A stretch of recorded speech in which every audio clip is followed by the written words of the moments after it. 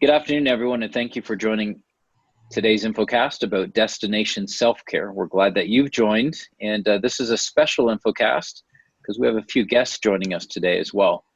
But before we go ahead and dig in, I do want to walk you through a bit of the agenda that we have scheduled for today, a few key insights and learnings that we feel you'll really be able to take back into your business and draw new conversations and narratives in regards to help you reshape and understand what consumers are doing, where they're going, and present new opportunities, even deep into your product development teams. So I'm going to talk about GMDC, Global Market Development Center, the consumerism of healthcare and what that means. And I do need to add to this conversation as well, it's not just the consumerization of healthcare, but also the retailization of healthcare. That's an important point we'll get into a little bit later. What the future of retail self-care is. We'll have a unique definition of what self-care is and what it means to the industry. What the self-care roadmap is, born out of the recognition that we started 4 or 5 years ago. Our association started tracking what self-care really means, and what that new approach is that retailers really can capitalize on, as well as their trading partners. We'll touch on uncommon collaboration, and we'll do a wrap up in next practices, and I'll go ahead and lead a conversation with our guest today through some really interesting questions and perspectives that we have on the industry. So before we go too deep into it, let me introduce myself. I'm Mark McKelsey. I'm the Vice President of Insights and Communications here at Global Market Development Center, and I lead the people and the projects that bring you insights and what we call next practices. Joining me today on your screen that you should see is Dave Wendland from the Hamacher Resource Group. Thank you, Dave, for being with us. And Tom Rink, who's also our chairperson of the Health, Beauty, and Wellness Council, Tom Rink from Pfizer Consumer Products. Tom, thanks for being here. So let's go ahead and get in. Global Market Development Center, if you don't know who we are, our vision is really to be the leading global retail industry platform, enabling discovery, continuous learning, and uncommon partnerships focused on innovation and growth. That will be a big part of our conversation today. Now, we are a nonprofit trade association that is retail owned. We actually have a retail focus group that leads a lot of the programs and helps us understand the benefits to the industry that we need to deliver every day. And we pivot from that to make sure that retail stays relevant. But we call ourselves a platform because we're not just for retailers, but we're for a lot of collaboration across the entire industry, and we'll get more into that. And then simply our mission is that we connect people and companies to opportunities for growth. Part of that platform is for us to be really the match.com for the industry. And we help CPG companies meet up with the right retailers and vice versa. We include service solutions and many other providers into that conversation as well. And part of this conversation today is how are we expanding that ecosystem and allowing more players to actually come in, be part of that conversation to really connect to opportunity. As I had mentioned before, we're celebrating our 50th anniversary come this August. We were founded by wholesalers and distributors, primarily with general merchandise, and expanded into the health, beauty, wellness industry about 10 or 15 years ago. And from there, we've been leading one of the leading associations as far as helping those retailers really connect to what's next. And then we serve an ecosystem of more than 600 members, comprised of 80 plus retailers and wholesalers. And these are just a few that you can see on the screen here. A lot of these retailers are actually board members. They're on our councils. They're heavily invested in what we do. And then we connect them with a lot of our core supplier and service solution companies. Now, this is just a small taste for everyone to know in regards to who's on many of our councils and who helps steer us as a nonprofit association. But really, since we have 500 plus, we could show you that entire listing, but that is available on our website if you'd like to go check that out. But let's dive right into self-care. Self-care really is the consumerism of healthcare. And we say that, and there's even CPG companies in our ecosystem saying healthcare, consumer of healthcare, what does that really mean? Well, we mean that it's actually still the same, but it's also translated into self-care. It's this inherent desire for consumers to live longer, feel good, look better, and ultimately take better care of themselves. And this is not just a generational thing. through our research, there's been a lot of companies come back to us and say, well, my parents really aren't like that, or the boomer generation isn't like that. We actually see self-care across all generations, across all humans. This is not just a consumer story, but a human story. Although we do try to help train retailers to understand that they could treat the consumer as a patient. In the payer and provider world, and those companies that we speak to, it's very interesting because a lot of the common thread that we see is that they talk about their patients as being consumers. So there's a ton of gravity around that self-care narrative that we're driving right now, and you'll understand a bit more today. So let's get into some of the research and the why self-care. We know that retailers have a huge amount of interest in it simply because of our friends at CHIPA and our friends at Pfizer and GMDC have been looking at this self-care story for a number of years now. And we know as we track through Nielsen and many of our other partners, the fact that for every $1.60 that is spent actually in the store, there's $4.90 saved in what we call the upstream healthcare continuum, at the payer, at the provider level, at the hospital, at the clinics, and many other places. Simply because when you go to a store, because it's so accessible and it's based on volume and there's so much innovation that's going on, it's so direct for the consumer. It's easy to get to. There's more physical brick and mortar stores than there are clinics, than there are family physician offices and that type of thing. We know that there's a lot of cost driven out of that system. And because it's accessible and the consumer wants things that are proactive, it's just generally cheaper. It's less expensive. We see a lot of people on the far end of the continuum, such as our payers and our provider partners, saying this is a good thing for us, because the more the consumer takes better care of themselves, the less they are at the hospital, the better they will heal, the more they take care of themselves, the less they'll have to visit that doctor on a regular basis. The motivation for the consumer in this aspect is that it's better for their pocketbook. They don't have to dip into their HSA or their FSA or whatever program that they're on. It's just generally more accessible and better for them and their savings. So that being said, what's driving some of this self-care? It's not just about cost, but it's about the multi-complex diets and everything else that consumers are struggling with. And some of those are demonstrated here, all leading towards the shopper basket. Consumers are inherently they're more picky, they're more in tune with their body, they want to eat right for their body type, but they also know their body sometimes even better than their doctor. They know what is going to help them feel good when they put something on their body or in their body or whatever it may be, or even around their body as we call it. So a ton of different conditions, I think, that we all need to be aware of. And think of yourself as well as a consumer, not just a business person. You are more selective in what you buy today than you were 10 years ago. And that trend will only continue. And that's really what's fueling that self-care narrative. There's other aspects that are fueling self-care as well. And that is generally consumers are unhappy with the legacy healthcare system. In fact, this data is not that old, but it actually shows us that 31% of the consumers really feel powerless inside legacy healthcare systems. 18% are even angry. And these trends are only increasing over the past years. Other research that we've seen is that there's actually a 9% decline from 2017 to 2018 in the confidence that legacy healthcare will provide for me something that's personal and actually good for me at the end of the day.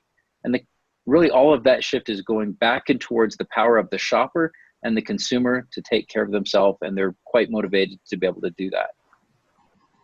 Additionally, some of our research also shows that consumers generally are not telling their doctors the whole truth and nothing but the truth, so to call it. And a lot of that is being driven out of fear that the doctor might shame them if they tell them everything that they do. There's a lot of eat, drink, and be merries. Hey, I'm going to take care of myself during the week, but party on the weekend. They know that's bad for them, but it feels good. And quite frankly, we all want to have some type of indulgent lifestyle once in a while. That information doesn't always make it back to the doctor for selfish reasons, but for very good reasons as well, as we call it, simply because they could be afraid that their doctor is going to look at them differently. Their doctor might be a friend. Their doctor may report that back to their payer and provider. There's a fear of their provider perhaps even dropping them for some reason. So again, that continues to fuel that self-care narrative. Also looking on how healthcare is transforming is that it's less accessible in the legacy system. More and more people, as the population grows in North America, we start to see a shortage of just family physicians across the nation. We see less clinics. We see a lot more urgent cares, but urgent care can be very expensive. And then in addition, retailer is getting this to some degree.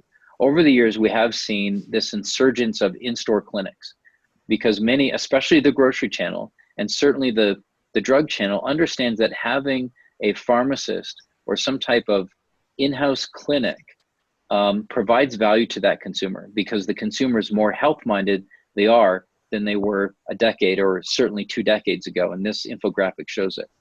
But there's also leakage in regards to where the consumer wants to go to get their health information. And we can see by this statistic, the term self-care, 46.7% of consumers are actually looking that up in the search bar on Amazon, and only 34.5% are actually going to Google. Think of that. As a consumer, if I'm looking at myself and what I'm dealing with, and I'm actually going to Amazon as a platform, I am on a shopping portal searching for advice. And all of those different products are coming up. So that shows the true impact of where self-care is going and what the consumer is looking for. So it's not just advice, but I'm actually getting recommendations of product being put in front of me as well. Retailers continue to struggle, and this is no secret to anyone. There's a huge migration of products that are going online. This is supplied to us by Nielsen, but 1 in 4 Americans really prefer to purchase their healthcare products online. Their personal care, their lotions. It's not just hair care, but it's beauty. And we see beauty actually leading this charge. 38% of consumers now go to online first. So there's this massive propensity for consumers to say, it's convenient, it's easy.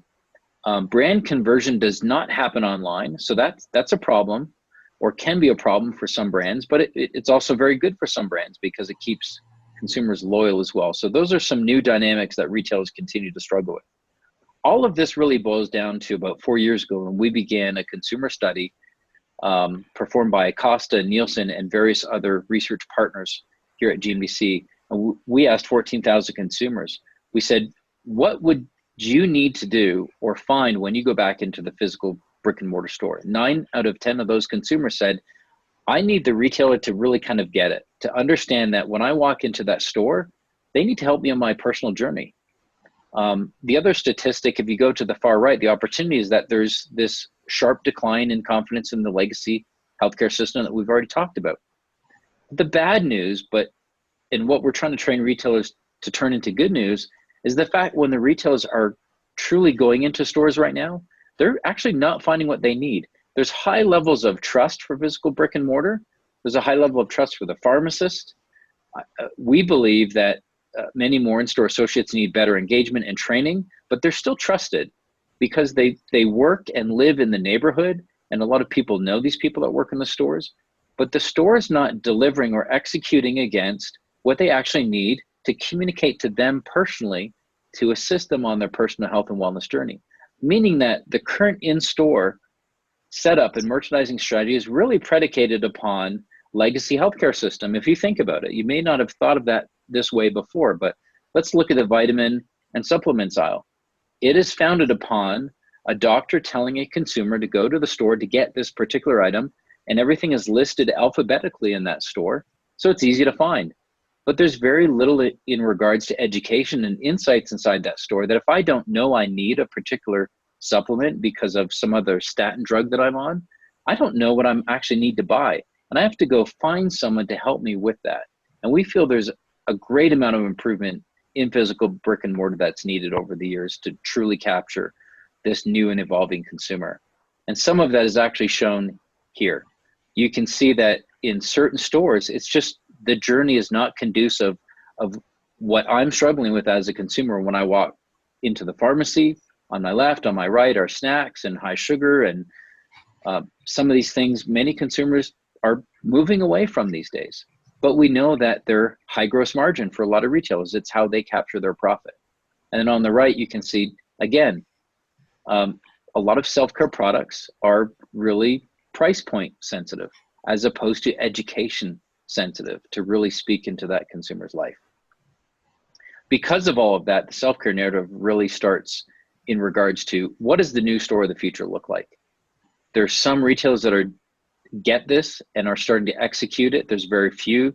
There's concepts in the market right now that we're looking at and tracking.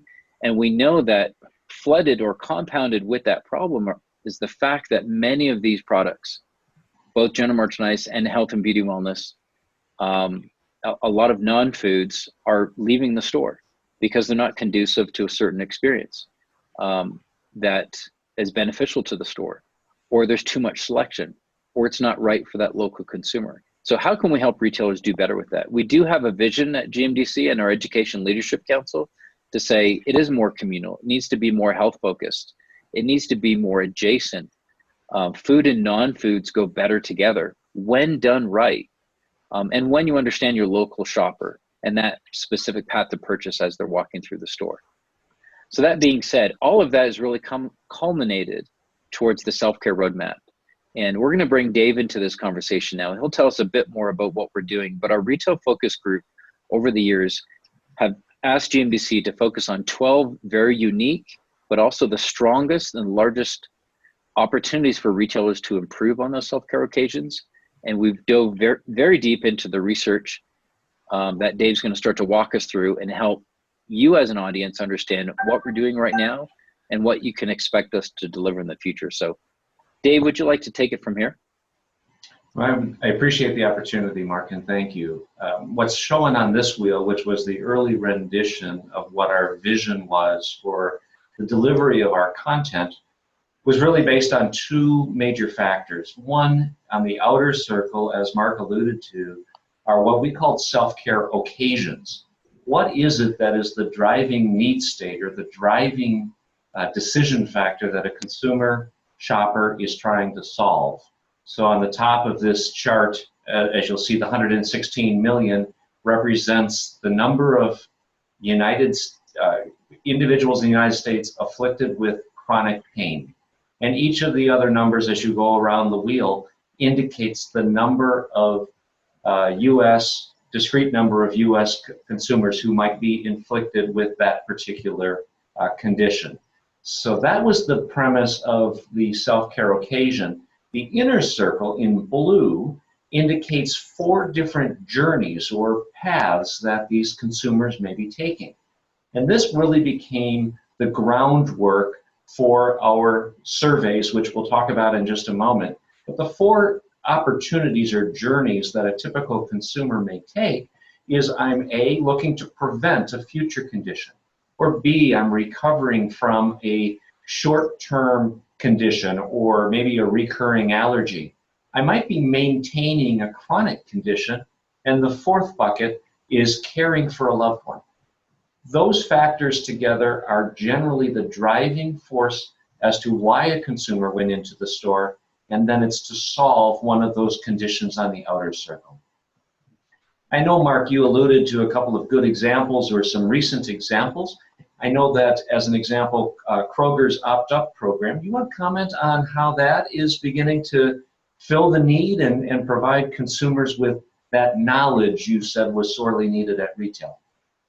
Yeah, I think Kroger is doing a great thing here in regards to leveraging their 8451 data with their local shopper. And it's really an opt-in to opt-up. And I believe that the reason they call it opt-up instead of opt-in, even though they have to opt-in, is to be compliant not only with HIPAA laws, but just as you receive those coupons in the mail, if you're a loyal Kroger shopper, or you're getting the fuel points, this added benefit is if you're able to give them a bit of information in regards to how you're shopping and what you're shopping for when it comes to your health and wellness items, even your food items, you're allowing them to take a small peek into your life to say, you may want to try this. There's a lot of suggested selling, again, for Kroger to really be an advisor for health and wellness through this app.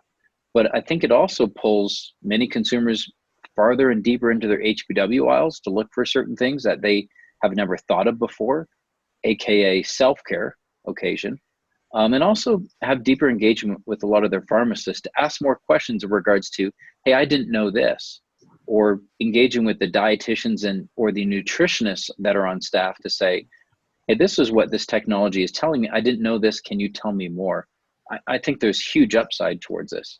I like the fact that it puts the information at the fingertips of these consumers. In a smartphone-driven app that they can walk in the aisles and really look more deeply into the type of decisions they're making, some of the behaviors and choices that are driving their health, their outcomes, their daily management. So I think this sets a pretty nice example, and there are others that are beginning to develop similar tools. The other example I really like is CBS's recent launch of Health Hub down in the Houston market. And I know they're expanding this program, but this actually takes a page right out of the self-care roadmap, Mark. And they focused on a couple of core conditions that consumers were being afflicted with, and really set up an environment that was based largely on services, not just on products. And we're beginning to see more and more of this entry as even as recent as last week, when Walmart launched that they're going to offer pet health services as part of their offering. That's unique to the market. So retailers such as CBS and again, more recently Walmart, are beginning to recognize that services can also support health outcomes, whether it's for an individual or perhaps, in Walmart's case, for their pet. This one you especially like, being Canadian. Yeah, this is a great store. Shoppers Drug Mart's done a fantastic job as far as understanding that sight lines matter for their consumers. When they walk into the store, they can look to the left and the right or straight ahead. There's only 2 of these stores right now, just east and west of Toronto. But the reason that their sight lines are important is that they serve the local community, and they've identified 6, 7, 8 self-care occasions, home care occasions, and done a really great job as far as it's hard for the in-store associate to start a conversation when they don't know what the consumer is looking for when they go into the store. But when the consumer identifies themselves as, in this case, I need more home comfort, I need a new toilet seat, I need a backrest, whatever it may be, and they walk towards that home comfort section, that in-store associate really is trained to know how to engage with that person and what questions will start that conversation to help them. So they've done very well in this, and I hope they continue to scale. It's an excellent example. If we jump back to the self-care roadmap for a second, no, go forward, I'm sorry, the next slide, beyond the WellWise, we talk a little bit about this self-care roadmap itself and the origin of the research. And there were 2 large portions of primary research that were done, as well as a tremendous amount of secondary research brought partly forward by the suppliers and the sponsors of this particular study, as well as secondary research that the Hamacher Resource Group team has done along this pathway over the last several years. But we were looking at, again, the 12 conditions. We're looking at those purpose, prevention, recovery, maintenance, and caregiving. We're also looking at the influences. We're looking at what's in the basket. We're really beginning to dissect the psyche of this new empowered consumer. What are their intentions when they go to a store? What is actually in their basket, and comparing and contrasting. So it's been a wonderful breadth of information. One of our clients, when we were doing a research project several years ago, said, Dave, we asked you to find a needle in a haystack, and you found us 2 or 3. And I would say with this particular project, we're finding half dozen easily every time we turn around. The survey or the research began what I call level 1 here, which was about 4 years ago, I think, Mark. We did the consumerism of healthcare. We were then asked to size these 12 self-care occasions. We did that in the last couple of years. We then looked at the market basket, which is where we are today. And by the end of the year, we're going to be looking at retail reinvention. and leading into 2020, testing, learning, and hopefully helping guide some of the GMDC retail members, as well as the suppliers who serve them, to test and learn some implementable tools. The portion of self-care that we're looking at least as the wheel was originally developed, centered on the middle area of the self-care continuum. These are ailments that are self-managed or minor ailments, long-term conditions and acute conditions. We didn't yet look into lifestyle and daily choices.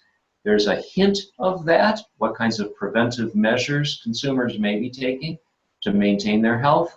And we definitely did not look at the hospitalization or major trauma care that might be offered in a professional institutional type setting. I've already talked about the 4 different journeys: prevention, recovery, maintenance, and caregiving. We'll talk about those a little bit more as we move forward. There were motivators and drivers across all these conditions and all of these decisions, and we tried to sum it all up into this matrix. And I'll look only at the far left-hand side for the viewers across what we call daily maintenance. The motivation to purchasing a product for daily maintenance was often to stock up. The questions they had about their daily maintenance was, does this interact with anything that I'm also taking? So as Tom would know, in the pain relief category, especially with considerable pressures on the opioid issues across the nation, people have turned to other means of managing their pain. Well, what kinds of interactions might that result in?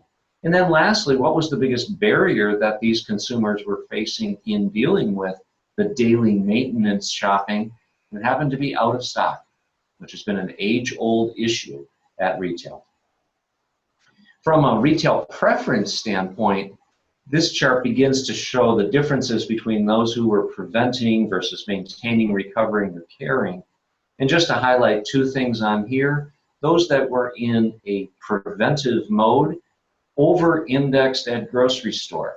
They found that the one-stop shop to buy both their food, their wellness products, and perhaps some household items was best served at a grocer. That's the yellow line versus the pink line in the upper left. And they were far less likely to go to a club store.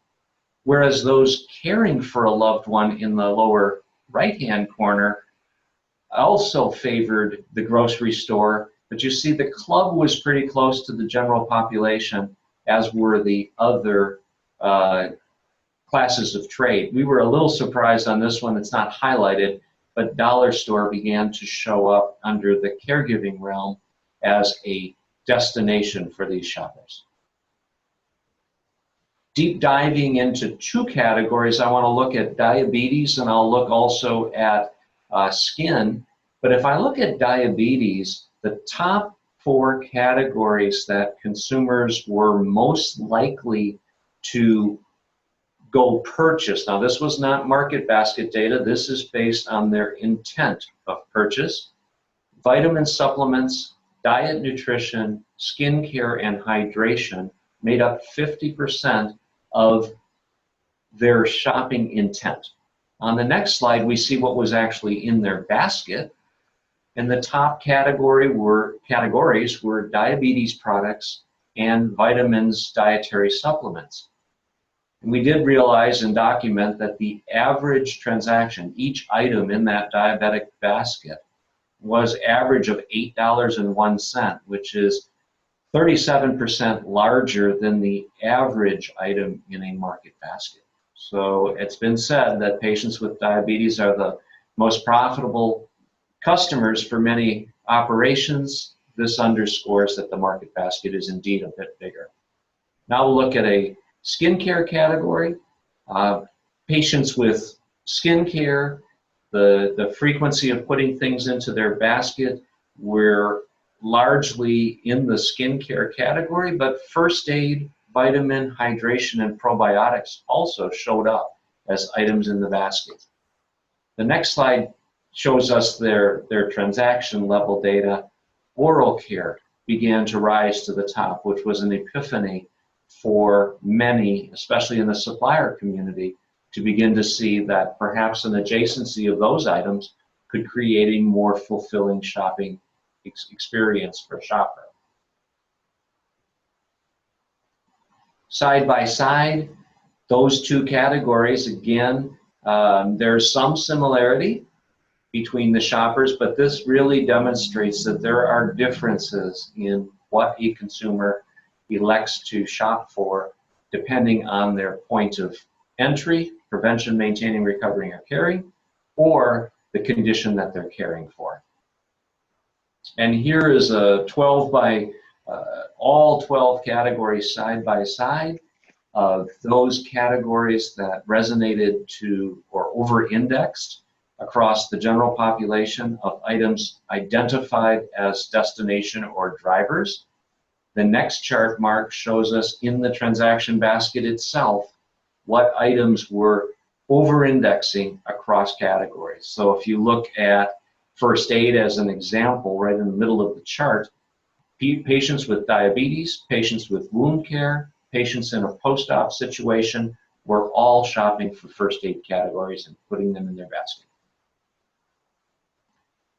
Kind of circling back to what we began with, Mark, did you want to comment on what you've heard as you've taken this out in terms of how some of the GMDC members may be using this data? Yeah, I think it's a great question, and I'm glad you said circling back. We wanted to bring this back as we've gone deep into the roadmap and kind of where we're going directionally, but we want our viewers to know that as we continue to really drive deep into this, this will be a member-only tool that will be very interactive. A lot of our retailers will be accessing this carousel, as we're calling it, as really a training tool for the in-store associates to understand how to identify those consumers that have these conditions and what type of personalized recommendations can they start making it. Again, looking at it from an industry perspective, but I think the next step here that we want our viewers to see is, so how do we actually make this applicable? How would the retailers, and again, their trading partners as well, will use this to enhance the conversations they're having with them, Dave, but what would this actually look like? So we've walked through now all the survey data, we've walked through what consumers' intents are. Let's take a bit of a look in regards to what's actually inside some of those baskets that the retailers will be looking at to really awaken them to new merchandising strategies, and hopefully not just creating better adjacencies, but understanding what the store of the future could look like as well.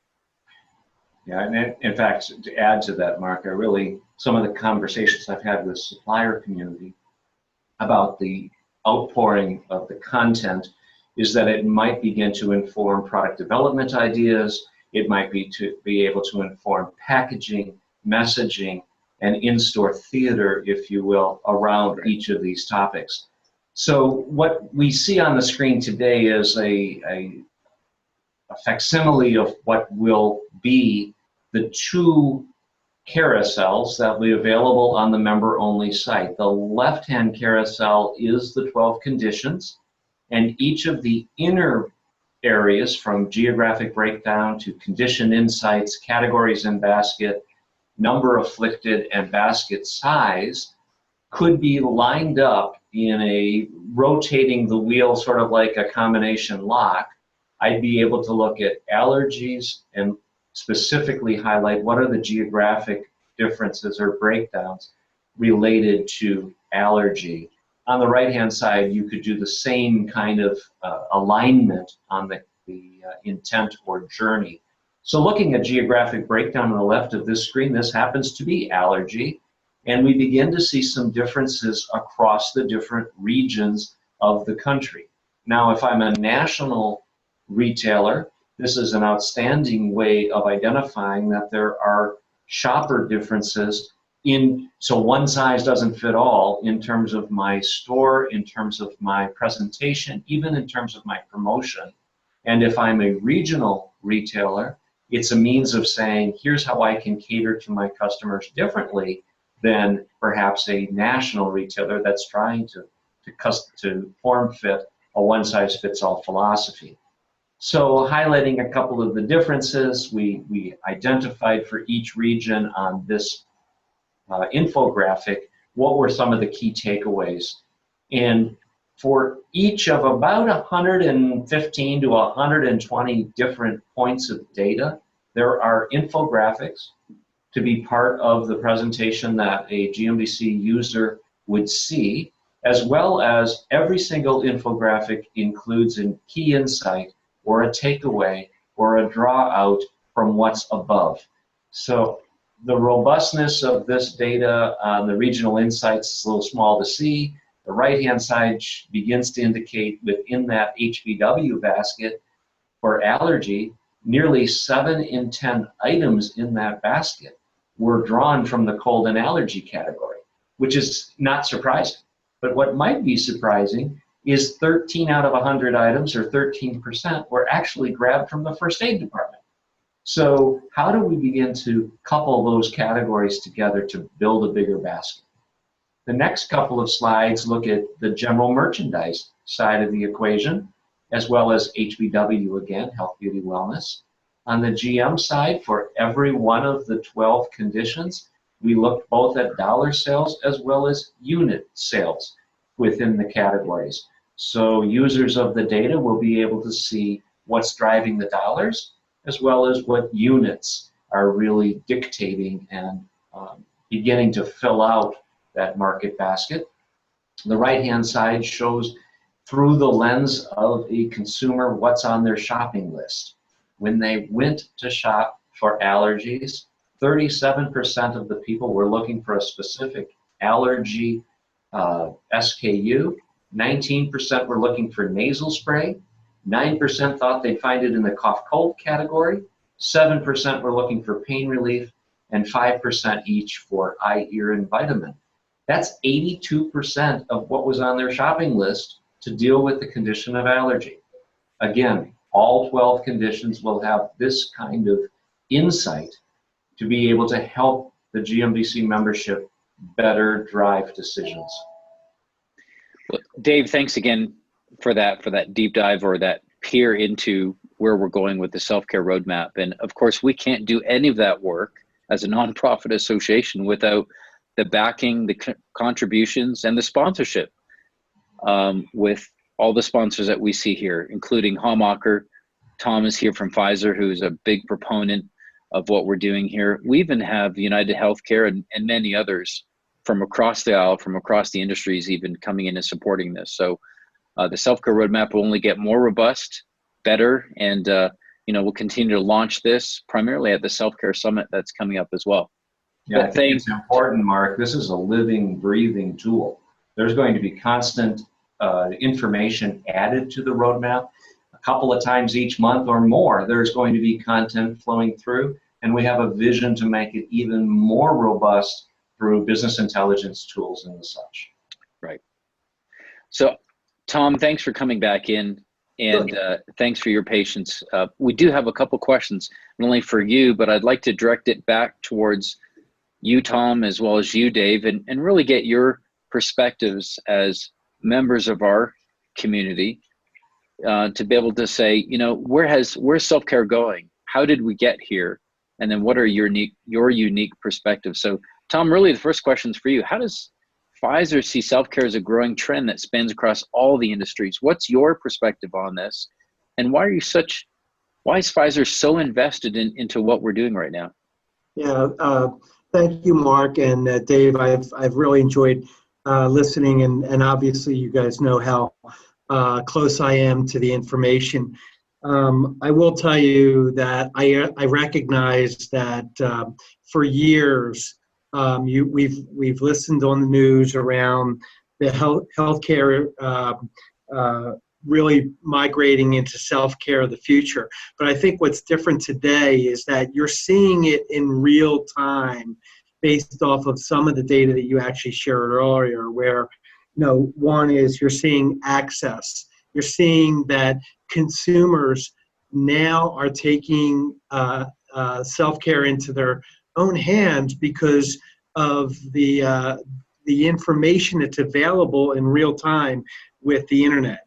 You're also seeing their desire to have better control over understanding and knowledge about their own self-care or the self-care of those that their loved ones. And so we see that at Pfizer. And, not only do we see it, a big part of our strategy is around understanding what the consumer, what the patient, where they're migrating to, and having solutions at every single touch point as it relates to their self-care. So, some of the things that we've been doing, particularly, and this is probably not a surprise, but, we've really enhanced our content online to help people with solutions. You think from a product perspective, we've taken a look at our products to understand more from a self-care. What could we be bringing more to help those consumers? And I'll use an example, our Centrum brand. Clearly, this is a very powerful brand in the marketplace. It's not only about being a multivitamin, but it's about our marketing and our media message that talks about having nutrients that you need to grow your cells every day. It's a very different conversation around self-care than talking about a multivitamin. I think about our Emergency brand, and I think about how everyone is aware of the power of Emergency as a vitamin C, but it's about transforming that brand to be about everyday immune, not just episodic immune. So, these are a couple of things that we're doing, even with our existing portfolio. I would also be remiss if I didn't highlight the fact that personalization is really important in the future.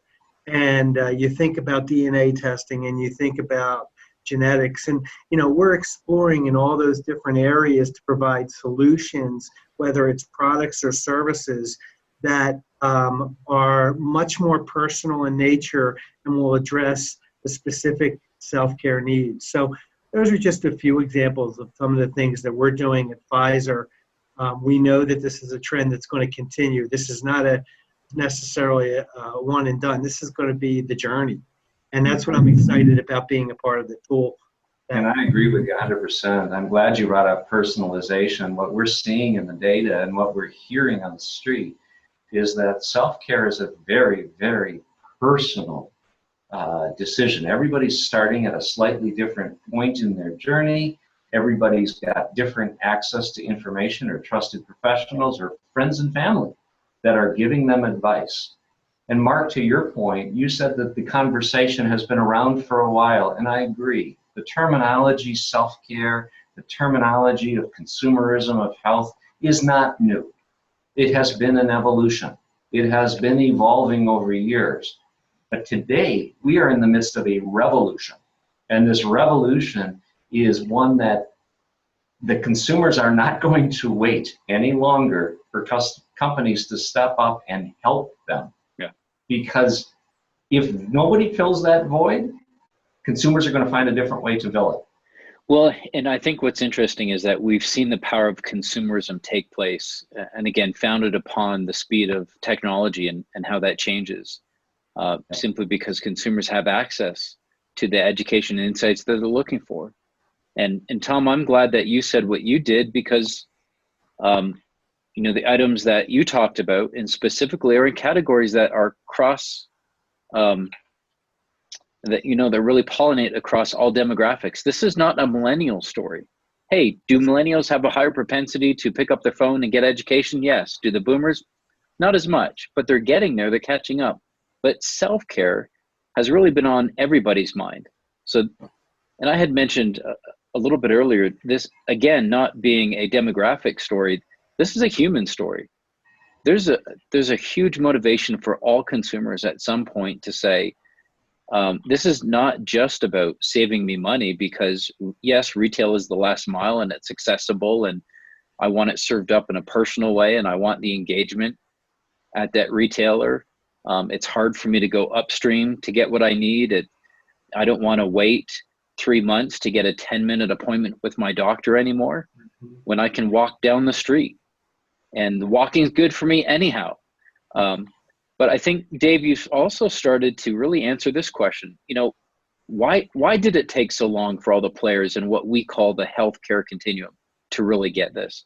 There's obviously motivation, huge motivation for the payers and providers, as we outlined, to go to the retail store. It saves them money. The retail stores feel like, there's a lot of products I'm under attack on. Hey, it's the Amazon effect that they're feeling right now as well, right? This is an opportunity for a retailer to get back towards some of their roots and provide the service and the expertise and the offering, but it just served up differently. And many retailers saying, how do we serve it up? We've been in such an operational mindset for so many years, trying to compete against a Walmart. We've tried to be everything to everyone. Maybe this is time to be a bit more focused. We already offer up food. We offer up all the RX, whatever it may be, in the drug space, in the grocery space. Maybe we need to get more focused on what is called self-care. Do you agree with that?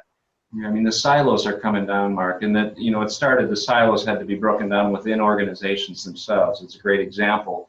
The produce manager might be completely different than the pharmacist, and there's a nutritionist, and there's a dietitian, and none of them really were necessarily on the same page because they dealt with the consumer differently. The pharmacist called them a patient, the nutritionist called them a client, the produce manager called them a customer. It's the same person.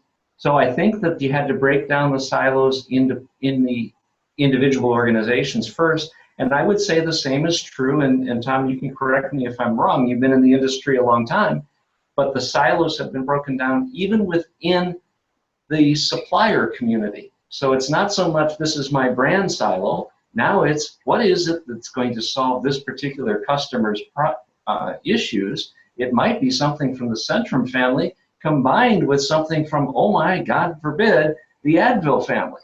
But at the end of the day, it's the same customer. And then lastly, we're starting to see the payers come into the loop. And I am thrilled that organizations like Humana, like Aetna, like United Health, now Aetna's a little bit unique being owned by CBS, but you look at how the organizations are looking at that customer saying, I want to help them stay well. I want to help them manage their health more effectively. I'll give them tools to self-navigate. So, yeah, it took a while, but they all woke up, and it's a giant. Yeah. Dave, if I could just add one last point. I think two things in my own personal experience in healthcare and in talking with some healthcare professionals. One is the fragmentation that you talk about in the overall healthcare system. It has been fragmented for a long time. The second is really cost has kind of brought it to the forefront, and the need for the nation to recognize the costs are significant if we don't as a nation really start to think about it more cohesively in the process. And I'm excited because in the past year to 2 years, I have seen more and more collaboration between healthcare providers, healthcare payers, consumer companies, pharma companies, recognizing that together they all need to provide solutions. And this is a revolution, Dave, as you had mentioned. And, I'm excited by the fact that the retailers, and the members of this group really have the ability to bring it together, probably more meaningful than, as we would look at it fragmented. And we have the right players. And I'm going to talk about self-care in a minute, the self-care summit, but we have the right players to start the right conversation, and we're starting to see the momentum switch. So again, I think to Dave's point and to Mark, it's long overdue, but we're here, and we have the opportunity to provide a solution. Our next question for either of you, why are retailers most uniquely positioned to win during the self-care awakening that we just spoke about? One, we've talked about accessibility. We've talked about cost. We've also just talked about convenience, really. There's far more grocery and drug stores and mass market retailers than there are hospitals, than there are clinics or other aspects. But there's more reasons than that. And I'm hoping that both of you can help us uncover some of that. Yeah, I'll take a stab at it first. I've been in this industry for over 20 years, and what I've learned is that our retailers have done a fantastic job of having an emotional connection with their community in a very meaningful way. And as you had mentioned in some of the data earlier, there's a void right now. There's a void of trust and efficacy, trust in particular around some of the healthcare and self-care needs. And this is where I think retailers can play. They're playing there today in the foods that they offer and the solutions that they offer in store. It's more about how you raise the conversation to not only offering products, but also services and things that'll really resonate. Because right now, I can speak to myself as a very busy person.